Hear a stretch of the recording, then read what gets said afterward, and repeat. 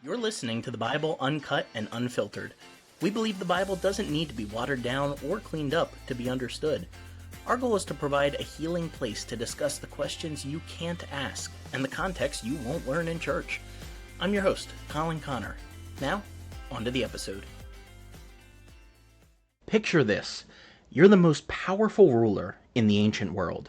Your empire spans continents. Your monuments will outlast civilizations. And then this guy you haven't seen in 40 years shows up to your palace claiming that his god wants you to release your workforce. So you laugh, you negotiate, you make promises that you don't keep. And slowly, very slowly, you realize you're not playing the game you thought you were playing. Because while you thought you've been playing checkers, his god has been playing chess. And he's been setting up this board for longer than you knew. That is Exodus chapter 9, where divine strategy meets human stubbornness, and where every plague, every sign, is a precisely targeted strike against the pillars holding up Egyptian civilization. This week we are covering signs 5 through 7, livestock diseases, boils that literally disable Egypt's priesthood, and hail that rewrites the laws of physics. This chapter has some very unsettling imagery, but it also has connections to ancient history that will change the way you read this passage. And it'll also bring up questions about divine responsibility that might just keep you up at night.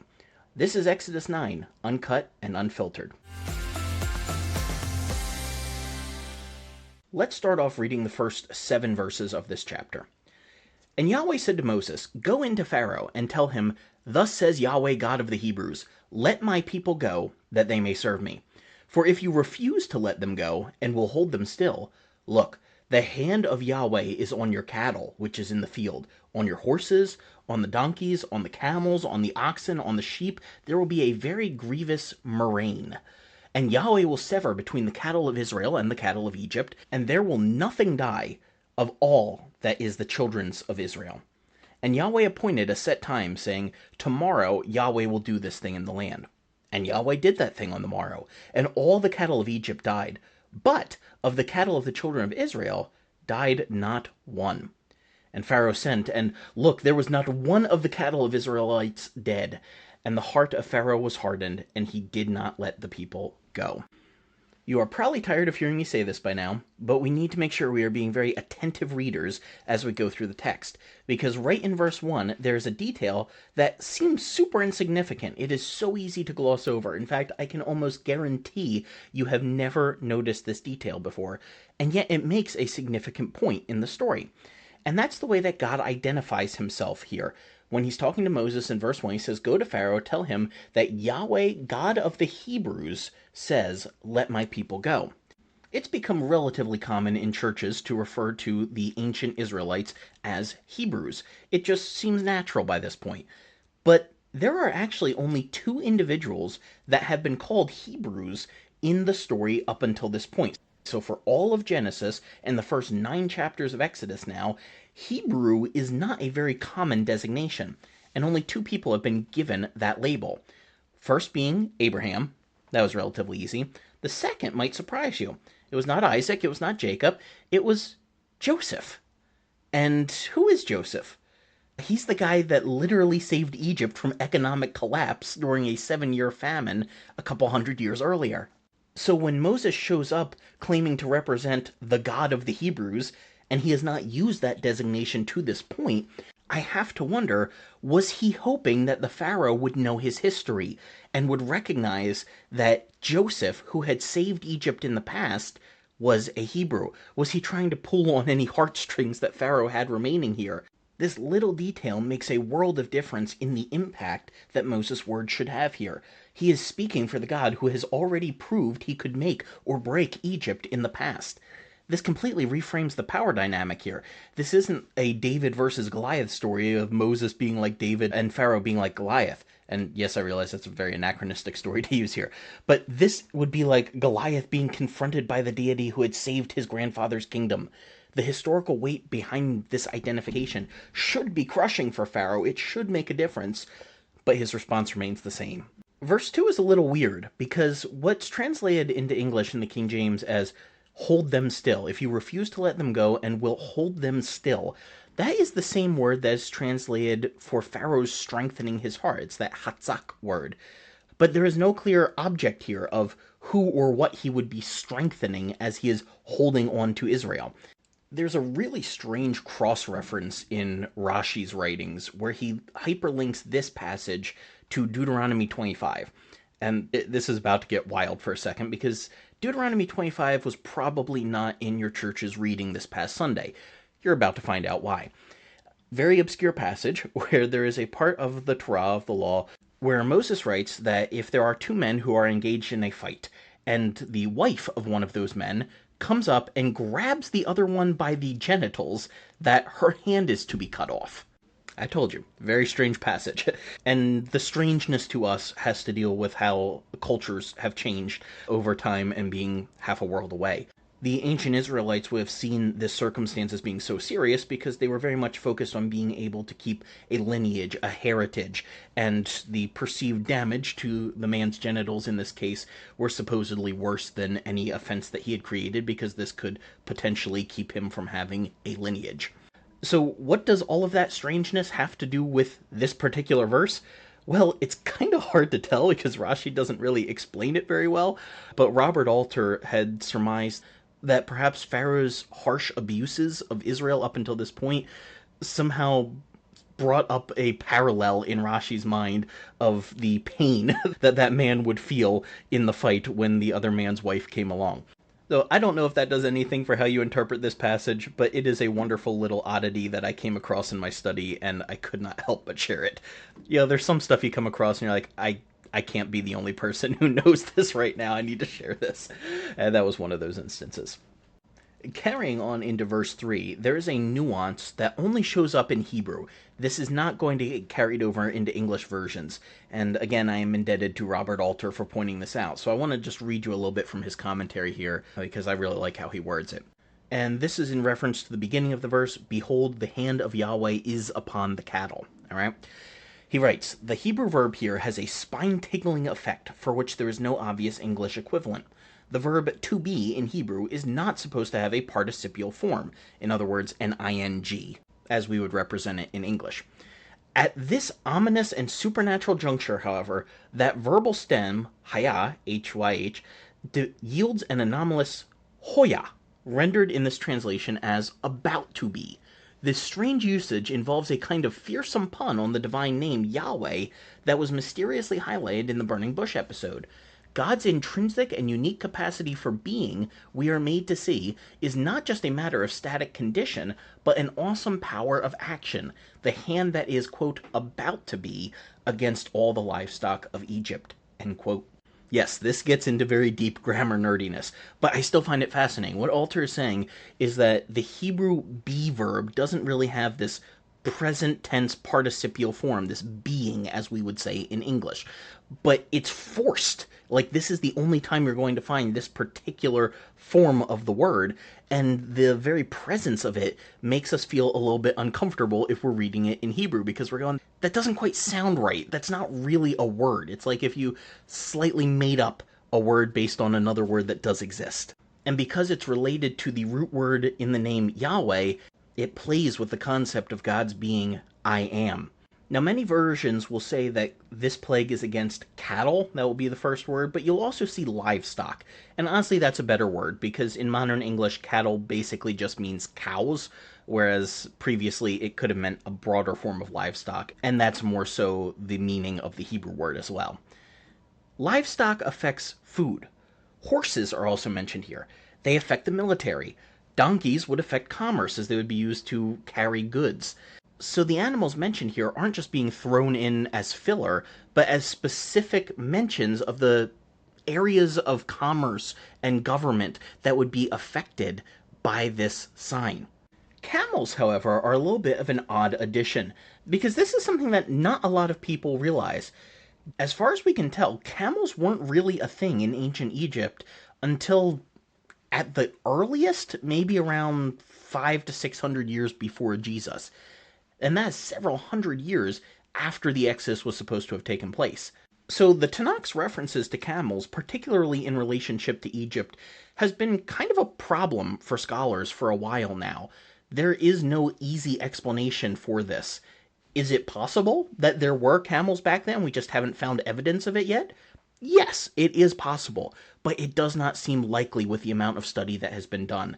So this is a little bit of an anachronism that just stands out here as animals that should not have existed in Egypt at the time of this story, and there's no real explanation for why they are placed here. The King James calls this particular sign murrain. That is an older English word for a disease that mainly affected cattle. We are not sure exactly what kind of pestilence this was, but it was some sort of disease. A literal translation of the Hebrew would be a disease of heavy power. Oddly enough, the Hebrew word behind it is dever, D-E-B-E-R, or D-E-V-E-R. The V and the B are basically the same letter and can often get interchanged in Hebrew. Those are the same consonants, D-B-R, as the word for word or thing or matter. It just has different vowels. And in other passages, Dever is personified as a destructive demon. And there are many ancient Near Eastern cultures that have depicted severe illnesses as demonic creatures. So some scholars think that this may actually be a personification of kind of like an angel of death sort of creature, but rather being a demonic disease. And I don't mean that in the occasionally charismatic sense of calling a disease or illness demonic, but rather more in the pagan sense of personifying this force of destruction. In verse 4, God said that he would sever between the livestock of Israel and the livestock of Egypt. And that means that God is keeping the division between the nations from Genesis 11, drawing on when God separated the nations at the Tower of Babylon. In verse 5, Yahweh appointed a set time, saying, "Tomorrow Yahweh will do, quote, this thing in the land." Thing is the word debar here. So that is likely a play on words with dever from earlier on that we just talked about a minute ago. Same consonants, just different vowels. As we move into verse 6, I have a little bit of a struggle with this story that just doesn't really get addressed. Yahweh did this thing on the morrow. The livestock of Egypt died, but of the cattle of the children of Israel died not one. So all of the Egyptian livestock dies. None of the Israelite livestock dies. Why then wouldn't Egypt just take Israel's livestock after this? And I guess you could say, oh, well, they were too scared to take it because they saw what God did here. Okay, well, if that's the case, why didn't Pharaoh just capitulate here? Why didn't he say, okay, you're definitely the true God, this is all on me, you all leave? He doesn't do that. We're only halfway through the signs narratives. So this just kind of seems like a loose end in the narrative to me, that Israel would have these animals still alive, Egypt would have all of theirs dead, and then not take Israel's remaining animals. But that's not something that apparently the authors of the text were interested in addressing. It just stands out to me as we read the story. The sixth sign, however, gets all fun and biblical theology nerdy. So let's take a quick break, and then we will read the verses for sign 6.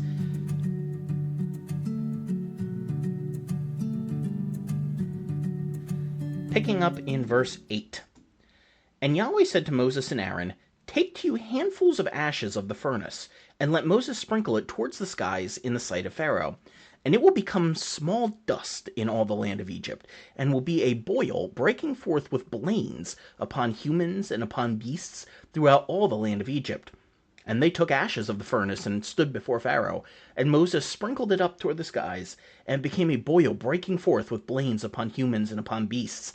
And the magicians couldn't stand before Moses because of the boils, for the boil was upon the magicians and upon all the Egyptians. And Yahweh hardened the heart of Pharaoh, and he listened not to them, as Yahweh had spoken to Moses. This is a very unusual ritual in Scripture, so I want to take a minute to unpack it here. Alter has compared it to sympathetic magic. And if you're not familiar with it, sympathetic magic is a form of magic that is based on imitation. So it would be like if you had a tiger amulet to protect you from tigers. Voodoo dolls might be an example of this as well. And there are plenty of instances where sympathetic magic appears in Scripture. And so Alter writes that this scooping up of soot and casting it skywards intensifies the ominousness of the moment and has the look of an act of sympathetic magic. The black dust from the kiln turns into broadcast contamination, a plague clearly paired with the preceding plague of livestock pestilence, but affecting humans now as well as beasts. End quote. This has definite echoes of the third sign of the gnats from the previous chapter, where they took the element that originally formed humanity, dust, and turned it into this anti-human, almost zombie-like plague of flying insects over the land. This is like a shock rock inversion of what proper sacrifice should look like. There's a hyperlink here that I believe is intentional, but gets overlooked very easily. In verse 8, when God says to take handfuls of ashes from the furnace, that word for furnace or kiln has only appeared one other time in the biblical narrative to this point. It is when Abraham saw Sodom and Gomorrah burning like smoke from a furnace. So I think that by using this rare word here, God is pointing back to those stories and saying, remember those cities? You're next. Continuing this theme of perverted sacrifice, we find that the word for sprinkling, where God tells them to sprinkle the ashes over the land, that is the same term that will later be used to describe sprinkling the blood on the altar of the tabernacle and temple. We are watching sacrificial language get twisted into judgment language. The soot becomes this anti-offering, spreading contamination instead of purification. Moses is performing a perverted sacrifice, where instead of blood bringing life, soot brings disease and death. Verse 9 uses a different word for soot. It's what the King James has as small dust, and it's a very rare word that sounds similar to the word used of Israel's being enslaved under Pharaoh. That word was avad, this one is avak. Avad, avak. Eerily similar. The very dust of Egyptian oppression is now becoming the instrument of Egyptian suffering. When the boils break out in verse 10, we don't know exactly what they are. The word used can be an ulcer or a sore. It can also just be something that causes a burning sensation on the skin. Alter says that it is obviously a painful skin disease, but no definitive identification of the malady has been made. The noun is probably related to a root that means to be hot. So Rashi cited the rabbinic idiom shana shuna, a torrid ear, and hence this translation represents it as a burning rash. So that's how Alter translated it in his translation commentary, a burning rash. The fact that the plague is inaugurated with soot taken from a kiln may reinforce an association between burning heat and the skin disease in question. End quote. The word that is used for breaking out is vocabulary that is almost exclusively reserved for plants blooming in the Tanakh. But here, instead of flowers, painful sores are blossoming, if you will, across Egypt. It's taking beautiful creation language to describe gross decreation, like vocabulary itself being twisted to describe disease and death. Oh, and what the King James calls blains in verse 10, that's a blister. Did you catch the mysterious reappearance of our friends the sorcerers in verse 11? They went completely AWOL during signs 4 and 5.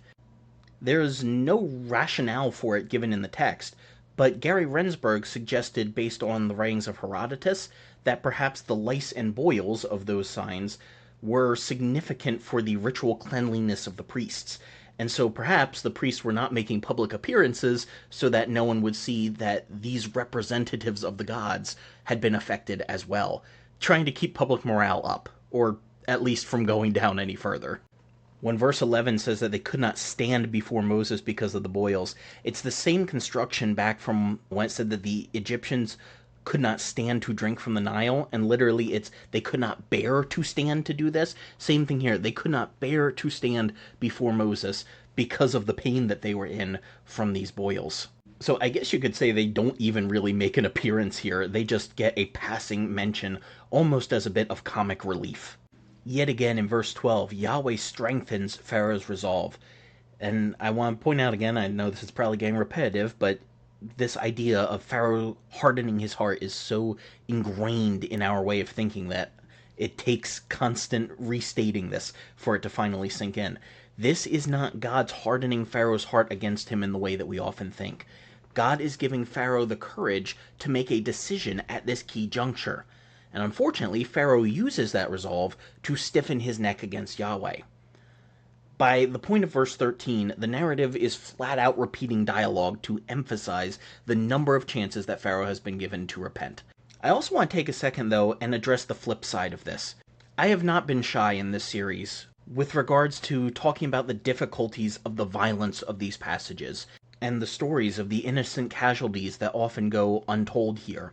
So while I don't believe that this is the original intention of the text, I think it is still a legitimate reading to point out here that retaliation never brings about repentance. God has been responding in kind to the way that Pharaoh behaved, and we are not seeing Pharaoh break. What we are seeing is immense destruction come upon innocent people and animals and land that did no wrong. It's easy to put ourselves in the shoes of the victimized Israelites and see these signs, these plagues, as being completely justified, as if all of Egypt was this conglomerate Hitler-level villain. But that's not the way it works. That's not reality. And while Pharaoh does eventually let Israel go free, spoiler alert, we've got another chapter or two before we get there, so much violence is done in the process that can feel either unnecessary or, at very least, excessive. And we see this happening in politics today, where nations respond in kind. It even happens, maybe not with violence, but with economics, with tariffs. I try my best to make sure that we keep each Bible story within its own context, and we let it speak for itself without trying to draw in verses from all across Scripture. However, as a Christian, I am compelled to think that the whole of Scripture is intended to be read through the lens of Jesus. And I believe that Jesus offers a better way than retaliating in kind 10 times over to hurt your enemies. I firmly believe that the stories of the Tanakh, the Old Testament, have a great deal of meaning and significance and lessons for us to learn today. But that doesn't always mean that the lesson to learn is to do the exact same thing that happened before. Sometimes learning means learning from mistakes. Sometimes learning means improving on the ways that things have been done before. And God didn't always go about treating his enemies this way. Eventually, he decided to send his son and to redeem his people in a non-violent way. Now, yes, there's still plenty of violence at the cross that we have to talk about, but in a way where he is not requiring the same level of judgment and punishment on the people who have done the wrong. And I believe Jesus calls us to that higher standard as well. We can still learn from stories like this, particularly in how we treat people who are different from us or that are lower on a social status than us, because too often we end up being more like Egypt in this story than Israel. It teaches us how much God cares about freedom and equality and the poor and immigrants, but it does not mean that we are supposed to behave exactly how we see things going down in this story. I realize not everyone reading these finds the violence of the passages to be as disturbing as others. That's okay. Everyone reads these stories in a different light and based on their different backgrounds.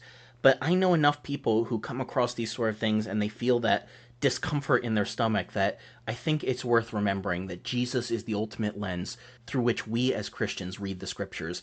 And it's okay to look back on a passage of Scripture that makes us feel uncomfortable and say, I think there's a better way this could have been done. That is not being disrespectful to the text.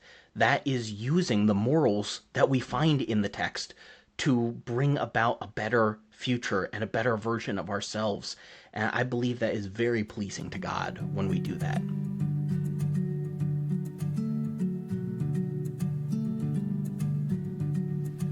Now, the seventh sign takes up the rest of the chapter, so we have a handful of verses to read here, but they all fit together. So let's pick up in verse 13. Yahweh said to Moses, Rise up early in the morning, and stand before Pharaoh, and say to him, Thus says Yahweh God of the Hebrews, Let my people go, that they may serve me. For I will at this time send all my plagues upon your heart, and upon your servants, and upon your people, that you may know that there is none like me in all the earth. For now I will stretch out my hand, that I will smite you, and your people with pestilence, they will be cut off from the earth. And in very deed, for this cause I have raised you up, for to show in you my power, and that my name may be declared throughout all the earth. As yet exaltest you yourself against my people, that you will not let them go? Look, Tomorrow about this time I will cause it to rain a very grievous hail, such as has not been in Egypt since the foundation thereof, even until now. Send therefore now, gather your cattle and all that you have in the field, for upon every human and beast which will be found in the field, and will not be brought home, the hail will come down upon them, and they will die. He that feared the word of Yahweh among the servants of Pharaoh made his servants and cattle flee into the houses. And he that regarded not the word of Yahweh left his servants and his cattle in the field. And Yahweh said to Moses, Stretch forth your hand toward the skies, that there may be hail in the land of Egypt, upon humans and upon beasts, and upon every herb of the field throughout the land of Egypt. And Moses stretched forth his rod toward heaven, and Yahweh sent thunder and hail, and fire ran upon the ground, and Yahweh rained hail upon the land of Egypt. So there was hail, and fire mingled with the hail, very grievous, such as there was none like it in all the land of Egypt since before it became a nation. And the hail smote throughout all the land of Egypt all that was in the field, both human and beast, and the hail smote every herb of the field, and broke every tree of the field. Only in the land of Goshen, where the children of Israel were, was there no hail. And Pharaoh sent and called for Moses and Aaron, and said to them, I've sinned this time. Yahweh is righteous, and I and my people are wicked. Entreat Yahweh, for it's enough, that there be no more mighty thunderings and hails, and I will let you go, and you will stay no longer. And Moses said to him, As soon as I'm gone out of the city, I'll spread abroad my hands to Yahweh, and the thunder will cease, and neither will there be any more hail, that you may know how the earth is Yahweh's. But as for you and your servants, I know you will not yet fear Yahweh. And the flax and the barley was smitten, for the barley was in the ear, but the flax was bold. But the wheat and the rye were not smitten, for they were not grown up. And Moses went out of the city from Pharaoh, and spread abroad his hands unto Yahweh, and the thunders and hails ceased, and the rain was not poured upon the earth. And when Pharaoh saw that the rain and hail and thunders were ceased, he sinned yet more, and hardened his heart, he and his servants. And the heart of Pharaoh was hardened, neither would he let the children of Israel go, as Yahweh had spoken by Moses. You may have noticed throughout this that I have been calling the plagues signs. This is because we'd mentioned previously that the word usually used for them is just the word for a sign. Some sort of a, like they say in, was it the movie Nope, a bad miracle? That's the idea through most of the story so far. But here in verse 14, a different word is used that is much closer to what we think of when we use the word plague. Verse 14 really makes it sound like there is no going back at this point. I can't say with certainty that God would not have stopped the plagues had Pharaoh conceded after this, but it really does seem like a Rubicon moment, like a point of no return. And that's because verse 15 is no longer just threatening Pharaoh, but threatening annihilation for this Egyptian dynasty. Yahweh says that Pharaoh's people will be, quote, cut off from the earth or from the land. In a culture that highly valued the continuation of your family and clan name, such a threat would not have been taken lightly. And since I've been trying to make a point throughout this study of separating Egypt as a whole, the normal people, from Pharaoh as a leader, it's worth noting here that you will be cut off is singular, directed only at this particular Pharaoh. And verse 16 is where everything gets really philosophically complex, because God doesn't just say that he has allowed Pharaoh to remain in power. He says, For this cause have I raised you up, to show in you my power. Some translations will say, I have allowed you to stay, but the implication of the Hebrew actually seems to be that God is the one who put Pharaoh in power here in the first place. I put you here for this exact moment. I realize for many people listening, that may not be a weird assertion to make. There are a lot of Christians who believe that God places people in positions of political authority. Now, this tends to be when the person in political authority matches up with you, but it's not always just that, because I know many Christians who interpret a small handful of verses from different books of the Bible as meaning that God always places whoever is in power there. So it doesn't matter whether the ruler is good or bad from our human point of view, they are exactly who God wanted there. That is certainly not the only view present in the Bible, and is not the only way to interpret verses that lean that way. But it is a view that many Christians have. And while I'm all for believing in God's sovereignty, people who present it this way paint themselves into a theological corner. Because what does it mean when God says, I made you king specifically so this confrontation could happen? It's suggesting a level of responsibility or culpability on God's part for everything that has happened up until this point. Think about how there is outrage in America when we learn about our government funding a takeover of another government in a different country. A lot of times those takeovers are very bloody and morally ambiguous at best. So we look at that as citizens, as taxpayers, and go, I'm not sure I'm comfortable being a part of that. Even though we're not the ones who did the coup, we aren't the revolutionaries, we still feel a level of culpability because it was our money that went to that. It was our nation's resources that went to that. We're part of the cause of that. Even though we weren't the ones doing the actions, we were the ones enabling it.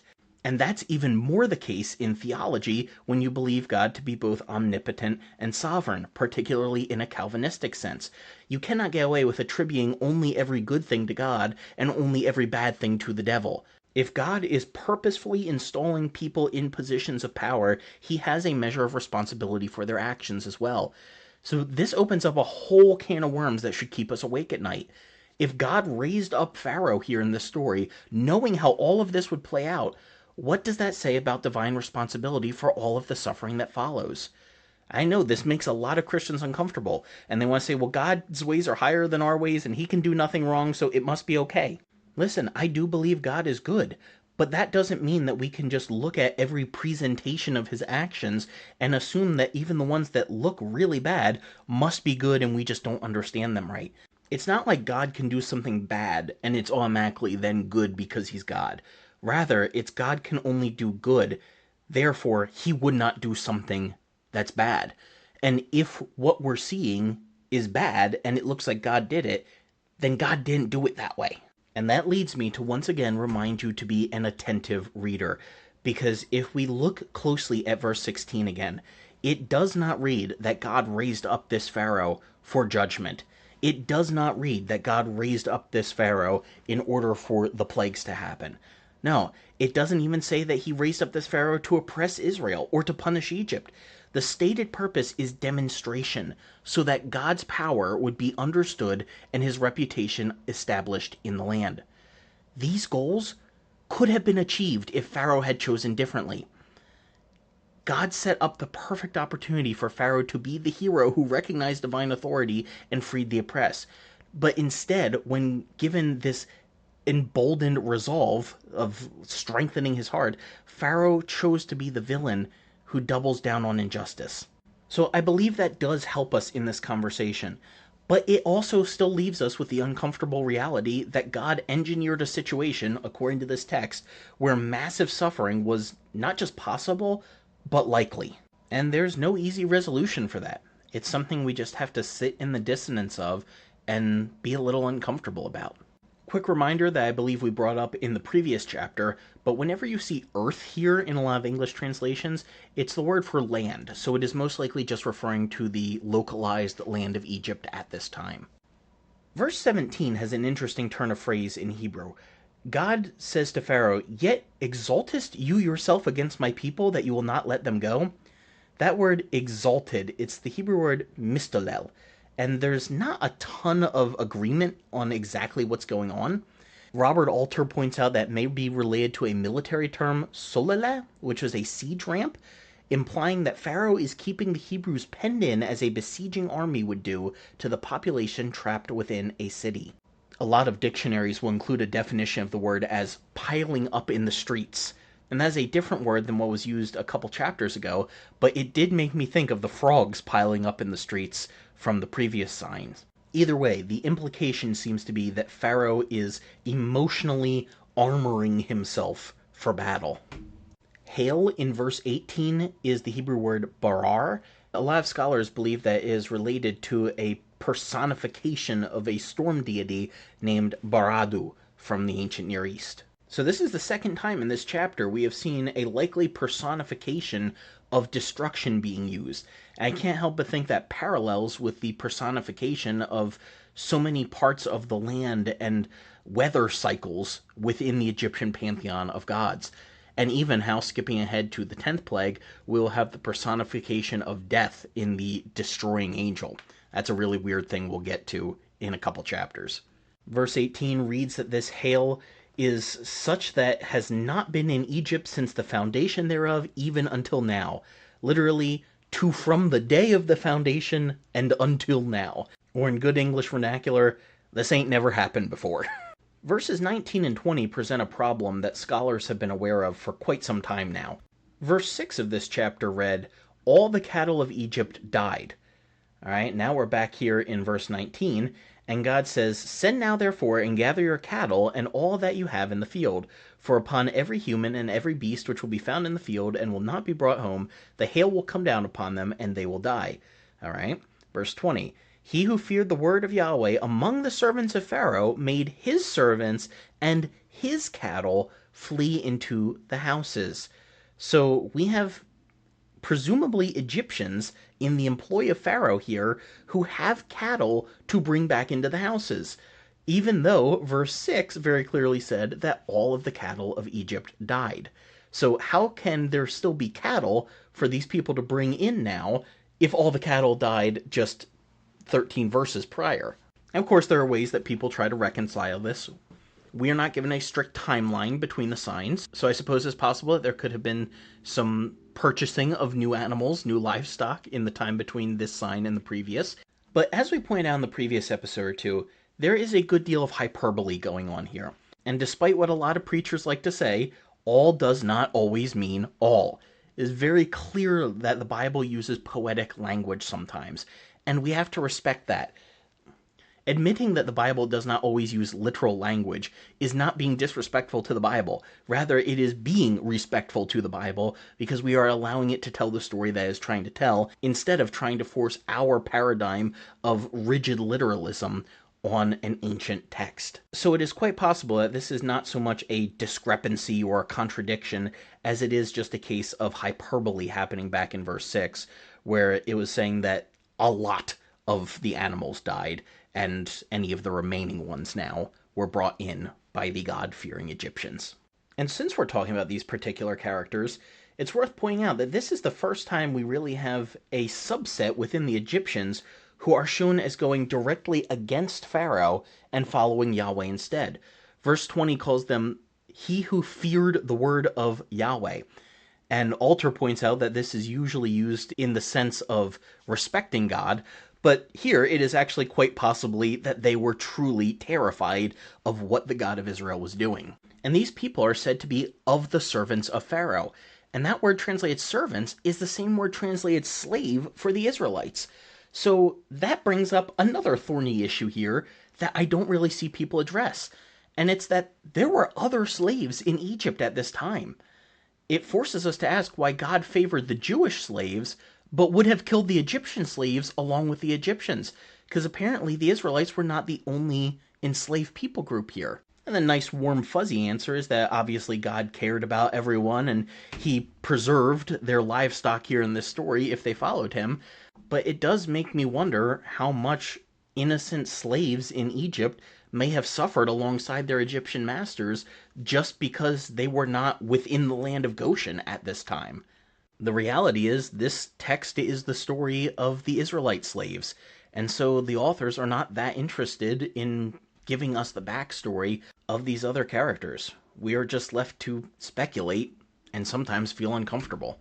It's also worth knowing that verse 19 can be read either as spoken directly to Moses or spoken to Pharaoh through Moses. The past several verses have been God's message to Pharaoh through Moses. So you can either see that as stopping at verse 18 where he says, "I'm sending this hail," and then verse 19 being God speaking just to Moses and the Israelites and saying, "Okay, now get all of your livestock and everything in the house." Or it could be that verse 19 is still a part of the message to Pharaoh, and that even now God is giving the Egyptians an invitation to be safe from this plague. And whichever way you go with that, it's important to notice that God keeps safe whoever remains inside. So even if this was just originally directed at the Israelites, and there was no invitation to the Egyptians to find safety here, since Goshen was set apart, God still accepted the actions of the believing Egyptians. Friends, God is far more interested in redemption than punishment. He had to punish Pharaoh because of all the people he had hurt. but the goal was always to bring the Egyptians back into the fold. Remember that as we read these stories. Remember that when you're dealing with people who are opposing you in your life today. The wording of verse 20 is kind of amusing, as it says that he who feared the word of Yahweh among the servants of Pharaoh made his servants and cattle flee into the houses. Is this imagery of driving people and animals together, just like you would drive animals in the field. They are just driving everyone inside. Anything and everything that will move and go in this direction, get it inside fast. Verse 21 says, whoever regarded not the word of Yahweh left his servants and his cattle in the field. Literally, that would read as, whoever didn't set their heart to the word of Yahweh. In verse 22, we read that this hail comes upon every herb of the field. We have not run into that word for herbs. It means grass. But we haven't run into that word since Genesis 9, which was after the flood and was itself hyperlinking back to creation. So here we go again with decreation language. And this sign comes with special effects and a soundtrack, because that word for thunder in the text is the same word for voice. Now, it does usually refer to thunder in a storm setting, but you can see the connection between a very loud booming voice and a loud crack of thunder. The mention of fire running along the ground, it's literally fire walked the land. That is really horrifying imagery, to have these frozen ice balls of hail while also having fire running across the ground. There's a contrast here, too, between how God rains down hail that prevents the Egyptians from being able to make bread, while he will later rain down bread for the Jews once they are in the wilderness. Psalm 78 has a very strange retelling of this sign. It goes through the plague narratives, and in verse 47 it reads, he destroyed their vines with hail, their sycamore trees with frost. He gave up their cattle to the hail, and their flocks to hot thunderbolts, is what the King James says. It's a little bit of a weird translation choice. It seems like that word thunderbolt was significantly more popular in the 1630s and the late 1800s, so you get that in some older English translations, but now you're going to read lightning bolts in most of them, or burning flames, or something like that. But that's not the weirdest part, because verse 49 says, he cast upon them the fierceness of his anger, wrath, indignation, trouble, by sending evil angels among them. He made a way to his anger, he spared not their soul from death, but gave their life over to the pestilence. Did you catch that bit about evil angels? Aside from putting a Breaking Benjamin song in my head, I find that really fascinating, because that is not referring to the last plague with the destroying angel, because God is said to be the acting agent here a couple verses down. This seems to be attributing the signs themselves to evil angels, and that doesn't necessarily mean demons in the way that we would tend to think of it, as much as angels that bring badness, angels of evil, angels bringing evil. Remember that the Hebrew word for evil just means a general sense of badness, so they are bringing destruction upon the land. It's like if I had to tell you about a family member that died, that is evil news that I am bringing. So these angels are bringing destruction, they are bringing evil upon the land. This all seems to continue the personification of the destruction that we have seen throughout this chapter. Verse 24 literally reads, and there was hail and fire grasping with the hail. So some have suggested these were miraculous flaming balls of ice or balls of fire raining down along with the hail, but it could also be referring to lightning. It's kind of hard to tell exactly what was in mind here. Verse 25 shows us yet another clear example of hyperbole in these texts, because it reads that the hail broke every tree of the field. Is it really possible for every single tree in the entire land of Egypt to snap? I think if we stop and think about this intelligently, all of us would say, probably not. And that's okay. That is not questioning or denying the biblical text. It is just accepting that the biblical authors used hyperbole. And that's totally okay. We do it all the time. I mean, heck, right there, right? I said all the time. We do not truly use hyperbole all of the time, but we use it a lot, enough that when I said we use it all the time, you got the point. Same thing going on here. Shouldn't make us uncomfortable. It's totally okay. Verse 27 gives us Pharaoh's first confession of this whole story. But notice the qualifier, this time. I have sinned this time. It's like he's saying, look, I've been completely fine until now, but I will admit this specific incident may have crossed a line. And I find it so telling that he drags his people into it too. Did you notice that? When he says, I have sinned this time, Yahweh's righteous, I and my people are wicked. He can't just put the blame on himself, he has to drag everyone else down with him. Kinda sounds like the first man and woman in the garden, right? They can't just take responsibility for their own actions, they are attributing it to others. We've all known people who do that. But he does go a step further, and he asks Moses to entreat Yahweh. And there's a little aside in a lot of versions here that says, for it is enough. Literally, that reads as, it's large. It reminds me of when Cain said that his punishment was greater than he could bear. It's like Pharaoh keeps getting hyperlinked just very briefly on these characters from the first 4 chapters of Genesis. And he prays for the mighty thunderings to stop. That's literally noises of God in Hebrew. But Moses sees right through this.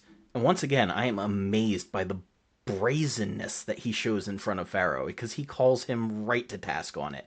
He is, all right, I will leave the city. I like how he gets himself to safety before doing this. That's a good little reminder for anyone dealing with toxic people who have shown consistent abusive tendencies and boundary breaking. Get yourself to safety before doing anything else. So Moses says, I'm going to leave the city, and then I will take care of appeasing you here. But then verse 30, he turns around and says, but for you and your servants, I know that you will not yet fear Yahweh. Calls him right out on it. And verses 31 and 32 seem kind of out of place here. It says that the flax and barley was smitten, for the barley was in the ear, and the flax was balled. What that means is that they were ready to be harvested, but they weren't taken in time. They were not harvested in time, so the entire crop was lost. But the wheat and the rye, and that's R-I-E, that is actually a type of spelt grain.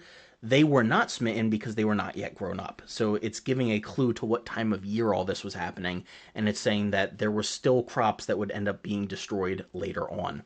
Scholar Umberto Casuto pointed out that flax was used in the production of linen, which ancient Egyptians would use for fabric, and he also suggested that barley may have been used to make cheap bread for the slaves. So this is, yet again, not just random destruction, but very targeted strikes at the Egyptian economy. Verse 33 adds in a strange detail as Moses prays to God, and it says that the thunders and hail ceased, and the rain was not poured out upon the earth. Now, the text had not mentioned rain up until this point.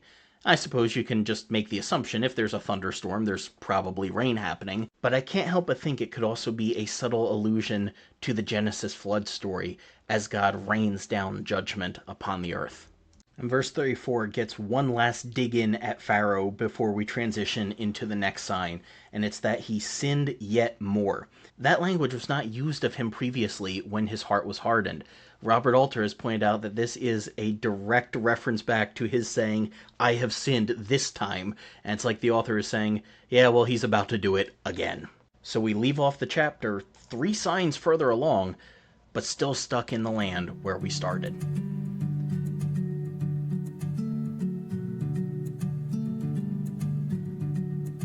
There was a lot to cover in this chapter that didn't lend itself toward having easy answers.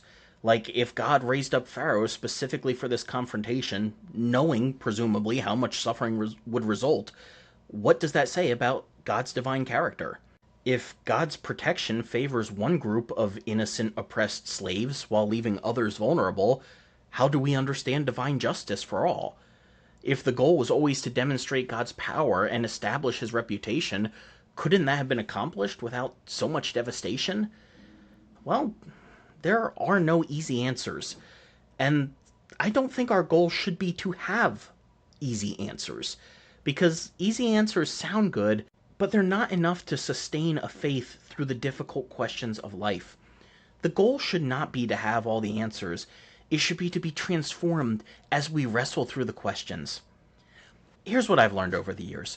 Some people can read these passages and trust that divine wisdom operates beyond human understanding.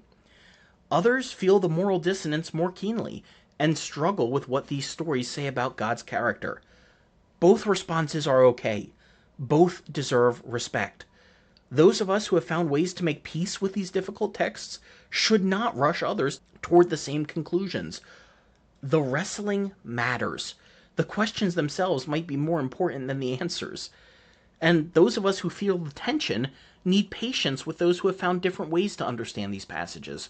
What seems like a problematic wall we can't scale to us might genuinely be meaningful to someone else. Maybe the point isn't to solve the theological puzzle of divine responsibility versus human agency. Maybe the point is rather to sit with the discomfort of a world where power operates in ways that don't always align with our moral intuitions. These ancient texts are strong enough to handle our hardest questions and complex enough to resist our simple answers. That's not a bug, it's a feature. They invite us into ongoing conversation rather than offering us doctrinal conclusions. That makes us wrestling partners like Jacob rather than the passive consumers we often expect to be. Next week, we have locusts, darkness, and more difficulties for those who always want to read the biblical text literally. Until then, stay curious and keep asking questions about the Uncut and Unfiltered Bible. You've been listening to the Bible Uncut and Unfiltered. We hope we provided a healing place to discuss the questions you can't ask and the context you won't learn in church. If you enjoyed the podcast, would you take a minute to share it with a friend? You could also rate and review on your podcast app. If you'd like to donate to keep our work going, you can go to our website, thebibleuncut.com, and click on the Support Us tab. While you're there, check out the recommended resources and blog where we post show notes and other articles. Thanks for listening. We'll see you next week.